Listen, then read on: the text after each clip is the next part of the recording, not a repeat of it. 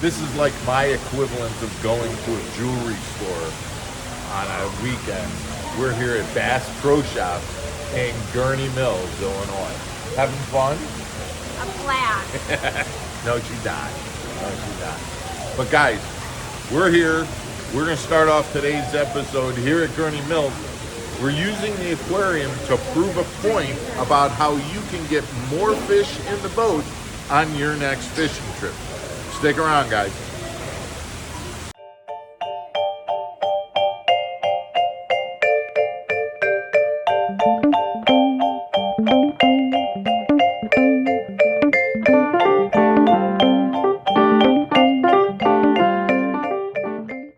Welcome back to MFO, everybody. I'm Mark Fisher. And I'm MF. If we're going by initials. We need to talk about that at some point later on in this show about the whole MF initial thing. There's somebody else who's got a channel and they call his followers MFers, which that was an idea that I had before we ever started this channel. So I'm not sure how that's going to play, but we're not going to get into that. We're going to accept our small little fish in a big pond role right now, and we're not even going to get into that right now, but somewhere in the future we're going to talk about that. Okay. So before we get into this, Megan, we do need to talk about the 3 winners of our contest.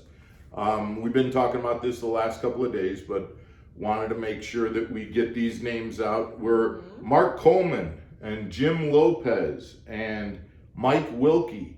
You were the 3 winners last week as we got to 100 subscribers and beyond. Woohoo! Thank you guys so much for doing that. You are 3 winners. All we need you guys to do is just DM me, Facebook, Instagram. Let me know that you saw this on here. We'll work out the details to get you those prizes that Megan has been working on. Make sure to get those to you. Guys, thank you so much for subscribing. All of you, thank you so much for subscribing. Thanks for hitting the like button, sharing the videos. We really appreciate all of that. But let's get to what we were talking about, Megan, okay? Let's do it. We were at Bass Pro Shop, and that aquarium made me think of something. And this should be like a Throwback Thursday kind of thing, but it's not. We're doing this on a Friday. But it made me think of a time that I was fishing on the lake up in Wisconsin on Rocia Creek, and I was throwing a frog, and I happened to find this hole, and the hole in the lily pads wasn't more than the size of a basketball hoop hole. Okay. Worked that frog back, and as soon as it got over that hole, boom, got a 3-pounder. Caught that fish, put it back, made another cast, and I was looking to cast, farther down from the hole, but the wind blew it, and it ended up going right over the same hole. I worked it back.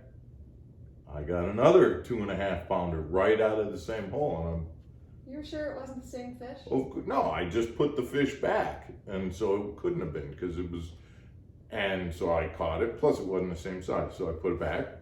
Now I intentionally casted the same hole, caught another one, put it back. I caught 5 fish out of the same hole that was the size of a basketball hoop. Oh, wow. That's what we're talking about today, guys, and what reminded me of this is when we went and looked at that aquarium at Bass Pro Shop. If you look, right now we're looking at 2 fish that happen to be in a little crevice of the aquarium. If I was fishing, I kind of pictured myself fishing and those fish were sitting in that crevice. That crevice would be a target that I would throw to. Oh, there's a little crevice. There might be a bass in there, and I would flip something in there, and I might catch one of those fish. And as soon as I pulled that fish out, what do you think I would do next, Megan, if I wasn't aware of this situation? I would continue on and fish somewhere else. Continue on down the rocks looking for another crevice, Right. so that I could go, oh, there was a fish in that crevice. there probably is one in that other crevice. Mm-hmm. Bass fishermen like to solve puzzles. We look for things. Oh, there's a crevice. Oh, there's a dock. Oh, there's a log coming out of the bank. Right. Anything like that. And when we find something that works, we look for the next puzzle piece that looks the same so that we can do the same thing we did on the last one over here. The point that I'm trying to make here, guys, and it's a simple point, don't move on to the next one until you make sure that there weren't more than one fish in that last piece of cover that you fished. If you look at this video, there are 2 fish in that crevice. The fact that I pitched in and caught one of them doesn't mean that that other fish won't bite on the very next time that I pitch my jig in to that crevice, and I might be able to get 2 fish out of that single piece of cover. I think guys pass that up all the time. And one of the things that we have to be careful of as fishermen when we're looking to solve that puzzle and to find similar pieces of cover as we move down, we can't forget the fact that the other component of fishing is that typically fish travel in schools. They are together. Very rarely is there one fish isolated completely by themselves and there aren't any other fish around. It happens, but it doesn't happen a lot.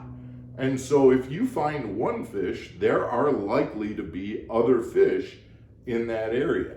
My point is, if you're thrown to a dock and you catch a fish there, you better keep working that dock, then, because there may be 5 fish under that dock. So like fish it out before you move on. Absolutely. And with that in mind, now you can take that strategy a little bit further. If you're fishing a dock, fish the outside of the dock first, then skip deeper into the dock. If I make my first pitch way deep into the dock and I catch one and I pull it out through the front of the dock, now any fish that are on the front of the dock are probably going to get spooked by that fish that's Right. hooked and thrashing around, and they aren't going to be there anymore. But if I've got a dock or a lay down and I fish the outside of it first and I pull one out of the outside, now I can fish a little deeper into that. We had a fish at the aquarium that was deep inside the laydown, but there was another one hovering on the outside. Fish the outside of that laydown, catch that one that's hovering on the outside, then work a little bit deeper into that laydown to try and see whether there are other fish in that laydown. This isn't a very long tip, guys, and it's not going to take very long to explain this, but the point is, you're trying to figure out a puzzle. I get it, and that makes sense. But don't overlook the fact that when you do find success, don't limit yourself to that one fish that you caught. You may get 2 fish out of that same spot. You may get 5 fish out of that same spot. Then you can go and look for other places that have more fish that are like that. Hope this is helpful, guys, and we'll see you again tomorrow. Stay channeled.